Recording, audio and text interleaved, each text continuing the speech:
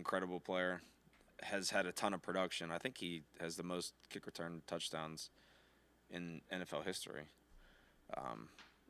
Strong runner, really good speed, tough. Yeah, he's a real deal.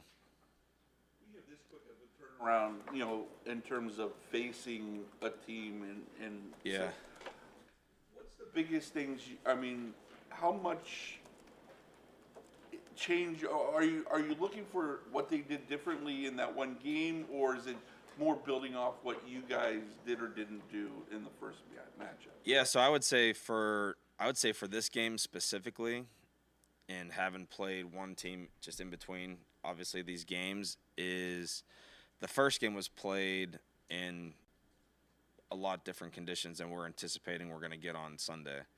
So the game's going to be called way different in all three phases of the game. What happened with that kick Dustin missed on Monday, and then just the way he rebounded after that? Yeah, I think he did a good job of just obviously self-correcting what had happened. It looked like he came across his body a little bit on the swing. So it was good that he got the correction applied and made the rest of the kicks. Is there something that he identified that he has been sort of doing wrong from a technique standpoint this season that he's been working on in particular? I think he's figured it out.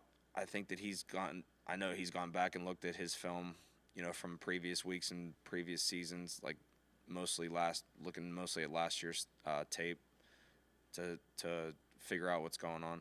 So I think that has a pretty good grasp on where he needs to improve. Even keeled and he sticks to his processes, but has the misses and trying to figure that out this season, has that led to any frustration for him? Has he had to work through that too, or has he really just been process driven? No, I think I don't think when you're getting the results that you want, obviously you're going to have some type of frustration. I think he's done a good job of, honing it in and, trying to apply the correction to the next rep. Thankfully, in this past game, we had the miss, and then he goes back and makes the rest of his kicks. But like I said, I mean, any player at any position is going to be frustrated if you're not having a good result.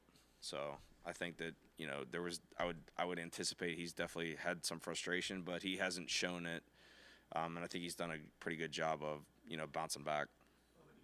Do you anticipate Kadarius getting some opportunities in the return game over these last 5 games? Yeah, I think that he'll factor in here at some point. He's done a good job in practice, so just trying to, I would say, keep getting consistency in practice, and then hopefully take it to the game at some point. Corey, and just how nice of a job he's done with his placement and just the length and everything this season. Yeah, I thought Corey executed really well this past week in Denver. That was a really good returner in Mims. He's had a lot of production, a lot of explosive returns, and really the last 2 years and this year, obviously he's only been in the league 2 years, but he's had some big returns. It feels like when we watched Denver's tape, every week you're turning it on, and he's got an explosive return. I thought Corey did a really good job. I thought we covered well. I thought the Gunners did a nice job, Mike and Pierre. And then the guys on the interior covered hard. So, but no, credit to Corey. I thought he played well this week. We're going to need him to play well this week as well, going against another explosive guy in Calvin Austin.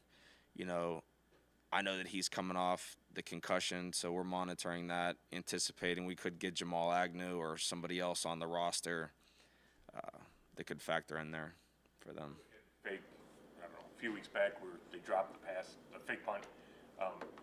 Do you consider them like a high fake team, like you have to be on alert all the time, or was that kind of a one-off? Well, in that game, that play specifically, Washington wasn't covering the gunner, so a lot of teams have it in where you're just going to direct snap it to the PP or punter, and he's going to make the throw. So, the guy's literally uncovered with no one even remotely close to him. So, gutsy to throw it that deep in your own territory, but, kid made a good throw. The gunner just dropped the ball. For them, just what kind of a weapon is he for them in terms of, the way they, once they kind of get across and get in plus territory, what he can, the way that he can, impact the game. Yeah, Boswell's done a good job in his career. He's had a nice career. It's a tough place to kick. There haven't been, I know at one point in that, being from Pittsburgh, just in having followed the Steelers for a long time, at one point there wasn't a lot of kicks in that stadium that were made over 50 yards, and he's done a really good job this year, obviously hitting a high percentage of his kicks overall, and then he's hit a bunch of kicks over 50 this year. But no, he's done a great job for them, and there's been a lot of games where, especially early in the season, where they weren't scoring a lot of touchdowns, and a lot of their points were coming off of his foot. So, and they won a few games with, I think, 6 field goals in 2 games, from what I remember. He's a good player, and obviously you want to have consistency there. That though, they've reconfigured that one end zone, the closest one. How much of a difference has that made in terms of, being able to make the longer kicks and cutting down the wind off the river and everything? I don't know, honestly, as far as like what they've done to that stadium with the renovations. I'm not exactly sure how that has played into it, but I'm sure that it's probably cut some of the wind down if it's been built up that much. I honestly can't remember how it used to look or what it looks like now. Browns haven't tried a fake or anything gimmicky on special teams since 2020. Only Chicago has gone longer in that stretch without doing so. Obviously, you did some stuff in India. Is the coach traumatized by what happened in the one try? It was a fake punt that Jamie Gillen No, the dodged punter and keep.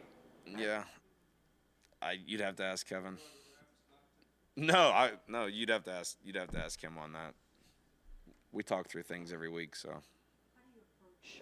The chippiness that always seems to ensue between these 2 football teams as you head over there? I think our head coach, I think Kevin does a really good job of expressing to our players, don't do dumb shit. Like, don't do something that's going to hurt the team. Don't entertain things after the whistle.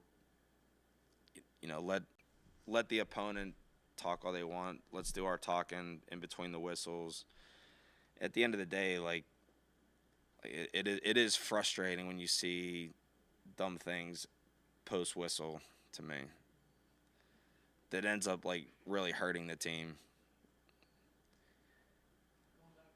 Just kicking in that stadium, is there anything Dustin does preparation-wise to sort of account? I mean, I know, obviously, your guys' stadium's tougher kicking a little bit too, but is there any way he kind of goes into it preparing for it being a tougher environment? Going into Pittsburgh, I would say every game, every day, every place is different. The wind could be different one day from the previous day.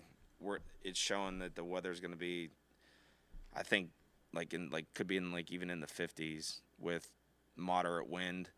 Who knows? I mean, everything's different, and you really don't get a feel for how it's going to be until you're on the field that day. And even from when you first get to the stadium at 10 o'clock till 1 o'clock, the wind changes, patterns change. So there's always ongoing communication on the distance, what hash we like better, depending on what the wind's doing, going into different ends of the field. So I think once we get there on game day, he'll have a plan on how we're going to attack it. Year, because we all remember how great Dustin was obviously last year in terms of kicking.